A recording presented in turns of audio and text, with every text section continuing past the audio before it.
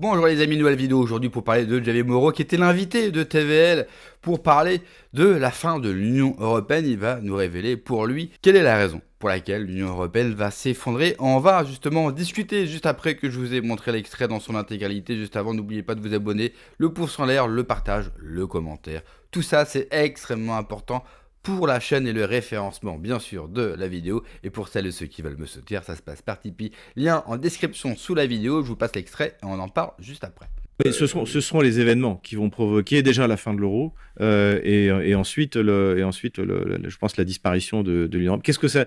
Je me souviens très bien à l'époque où Donald Tusk était à la Commission européenne, donc il avait été auparavant Premier ministre polonais, aujourd'hui il est redevenu, mais entre-temps il est passé par la Commission européenne et il y avait des voix qui avaient dit, bon, la Pologne a quand même reçu énormément d'argent depuis son entrée dans l'Union européenne, il serait temps qu'elle devienne contributrice et non pas consommatrice. Et Donald Tusk avait dit, ah mais non, mais si vous arrêtez de donner de l'argent à la Pologne, ils vont sortir de l'Union européenne. Donc vous bien comprendre que il y a absolument l'Union européenne pour les pays, la Pologne, les pays baltes, la Hongrie, la Tchéquie, pour les pays de l'Europe de l'Est, c'est juste un moyen de gagner de recevoir de l'argent à rien faire. Et donc, si cet argent disparaît, et je pense qu'il disparaîtra par un défaut tout ou partiel sur la dette française, c'est la fin de l'Union européenne, ça n'intéressera plus personne. Et vous aurez toute cette classe inutile, bureaucratique, ce Parlement européen qui ne sert absolument à rien, qui va être liquidé, et ça va nous faire faire d'ailleurs des économies. Donc, et je pense que Fabrice aussi a tout à fait raison, encore une fois, sur le rôle de la défaite militaire, c'est-à-dire que la Russie, notamment, a souvent servi de palliatif, de thérapie vis-à-vis, par exemple, des Français. Puisque quand ça va mal chez nous, on dit oui, mais regardez, il y a des pays, il y a des pays encore plus pauvres, etc. Et comme malheureusement, en plus aujourd'hui c'est compliqué, mais quand un Parisien vous fait un voyage à Moscou, il est traumatisé par la propreté, par la sécurité, par les gens gentils, etc., etc. Donc aujourd'hui, en fait, on est en UERSS, et donc les gens ne voyagent pas beaucoup. En tout cas, quand ils voyagent, c'est pour passer des vacances en Espagne ou voilà. Mais évidemment que le traumatisme que subit un Français quand il va à Shanghai, à Shenzhen, à Moscou, à Singapour, est énorme. Et il y aura un moment où effectivement les Français vont se rendre compte que en fait on se moque d'eux. Et donc cette défaite militaire, alors que la Russie est quasiment seule, avec un peu d'aide de la Corée du Nord et de l'Iran, est quasiment seule face à une coalition d'une trentaine de pays, va être un choc énorme. On va dire mais en fait je croyais qu'on était les plus forts. L'OTAN, c'était encore Mark Rutte, le secrétaire général, qui va dire on est une alliance plus forte que l'Empire romain, que les armées napoléoniennes. Et le fait est que c'est pas vrai. Non, vous êtes un assemblage de pays pauvres en phase de désindustrialisation, de chute démographique, avec des problèmes de sécurité intérieure monstrueux liés à l'immigration sans contrôle. Et donc en fait, je pense que tout d'un coup, cette défaite militaire, et Fabrice a raison, pour les populations, ça veut dire bon, en fait, on est nuls. Et oui, il faut le dire, en fait, vous êtes un pays pauvre, en voie de paupérisation, d'une paupérisation qui est même, à mon avis, organisée pour maintenir les gens dans l'inquiétude du lendemain, en espérant, mais pas suffisamment pour qu'ils descendent dans la rue, parce qu'ils ont toujours quelque chose à perdre. Mais avec ce défaut sur la dette, là, ça va être comme au moment des Gilets jaunes. Là, il y aura une crise économique grave qui aura forcément des conséquences. Dites-moi si vous êtes d'accord avec les propos qu'a tenus Javier Moro sur la chute de l'euro et de l'Union européenne. D'après lui, une des causes serait la défaite de l'Ukraine et de ses amis occidentaux face à la Russie. Moi, j'en suis pas sûr du tout. Pour une raison toute simple, les médias mainstream racontent le récit. Ils ont encore un pouvoir en France monumental. Même si nous sommes de plus en plus nombreux à être sur Internet, nous n'avons pas la puissance de frappe et la plupart des gens s'informent uniquement avec les médias de masse. Donc les médias de masse réussiront à leur raconter un récit, que l'Europe finalement a toujours voulu cette paix et que ce n'est pas une défaite. Donc je ne pense pas que la population va se dire que nous sommes devenus un pays du tiers-monde, même si dans le même temps, dans leur vie de tous les jours, quand ils vont dans les hôpitaux, partout en ville, toutes les installations de ce pays sombrent malgré tout ça. Eh bien, le réel n'est toujours pas assez fort pour que les gens se rendent compte que ce pays devient le tiers-monde, sans parler bien sûr du tiers-monde que l'on fait venir par milliers chaque année en France. Quand vous importez le tiers-monde, vous devenez le tiers-monde. Là où je vais être d'accord avec Javier Moro, c'est que cette tiers-mondialisation du pays est totalement organisé. Il faut détruire le système de santé, les services publics, toutes les infrastructures françaises, avec bien sûr la bénédiction du peuple français, car le peuple français ne se révolte pas, ne dit rien, il continue de voter pour les mêmes partis qui détruisent ce pays depuis 40 piges. Donc moi je ne serais pas aussi ferme et aussi positif qu'un Javier Moro qui annonce la fin de l'Europe et de l'euro.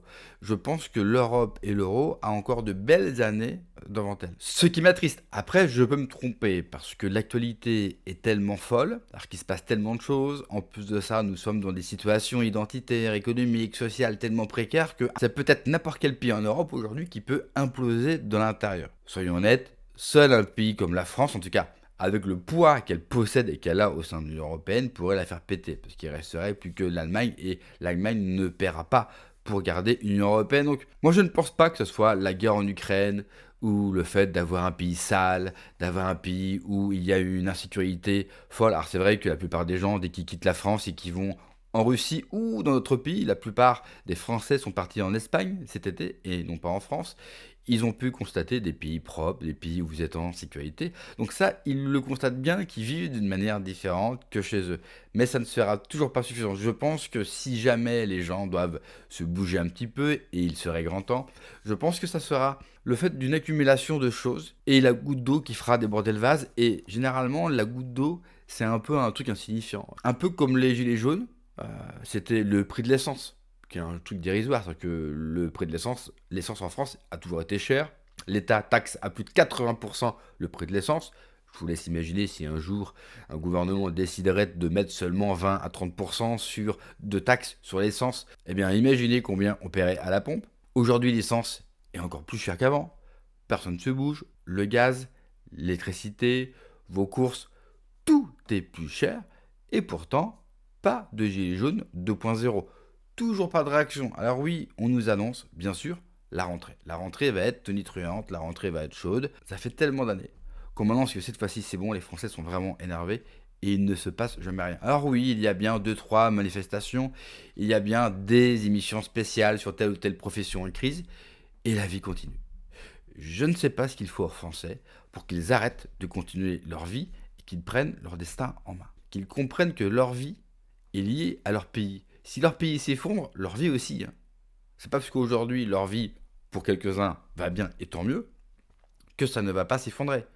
Et puis beaucoup de Français ont des enfants. Normalement, on est aussi censé, quand on est parents, penser au futur pour savoir quelle vie vont avoir nos enfants. Mais j'ai l'impression que c'est pas un problème pour beaucoup de Français, que tant que pour eux, à l'instant T, ça passe, on continue comme ça. Et en plus, au moment où vous verrez cette vidéo, il y avait Odoul sur TF1 ce matin qui a bien dit explicitement que le RN n'allait pas censurer le gouvernement Bayrou à la rentrée. Donc pas de censure, le gouvernement va rester. Bayrou va pouvoir mettre toutes ces économies en place, économies qui va toucher les Français directement, donc qui va les appauvrir encore plus, qui va appauvrir tout notre système de santé, sécuritaire, social, remboursement, tout ça dans une indifférence générale. Alors je vais me tromper sûrement qu'au mois de septembre ça va être le feu et on sera content et je serai dans la rue aussi pour accompagner tous ces mouvements, mais j'ai peur d'être déçu. J'ai appris avec le temps, avec l'expérience en politique, à ne pas m'enflammer dès qu'il y a un mouvement sur Internet. N'oubliez pas, ça ne reste qu'un mouvement sur Internet. Le seul vrai mouvement qui avait été lancé sur Internet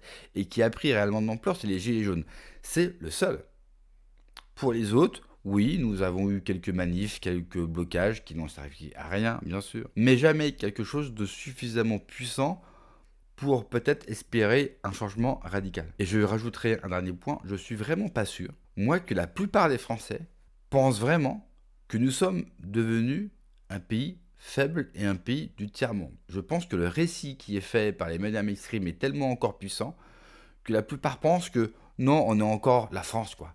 En fait, pas du tout. Quand vous avez plus de souveraineté, que vous avez plus une thune, que vous avez de la dette, que vous avez une monnaie, l'euro, qui vous tient par les couilles, non, vous n'êtes absolument plus rien. Mais je pense pas que les Français soient vraiment au courant de ça. Alors qu'on a eu, souvenez-vous de la période sanitaire. On n'avait pas de masque, on n'avait rien. Normalement, rien que ça aurait dû énerver les gens. Ça passe. On apprend que l'armée n'a plus de munitions, n'a plus d'armes, on a tout donné pour l'Ukraine, pas de révolte. N'importe quel Français qui veut prendre un rendez-vous de médecin ou qui a été aux urgences a pu s'apercevoir qu'il n'y a plus rien. Vous avez des gens aujourd'hui qui meurent aux urgences parce qu'on met trop de temps à les prendre. Pire, ils meurent chez eux parce que le SAMU ne vient jamais. Sans parler bien sûr de l'insécurité. Combien de nos filles, de nos fils se font agresser, poignarder? Combien de morts chaque semaine, chaque jour? Là encore, aucune réaction. Et dites-vous bien, je ne suis pas quelqu'un de négatif. Je veux vraiment que ça pète et je veux vraiment que ça s'améliore. Mais il faut être réaliste, les Françaises sont endormies, la plupart n'en ont rien à foutre, la plupart ne comprennent rien, la plupart croient vraiment tout ce que les médias mainstream leur disent, donc on n'est pas sorti de l'auberge, tant en tout cas qu'une grosse minorité n'aura pas décidé de faire le boulot. Merci d'avoir regardé cette vidéo, n'oubliez pas le like, le commentaire, le partage, c'est extrêmement important de me soutenir sur Tipeee. Prenez soin de vous, que Dieu vous protège, allez ciao.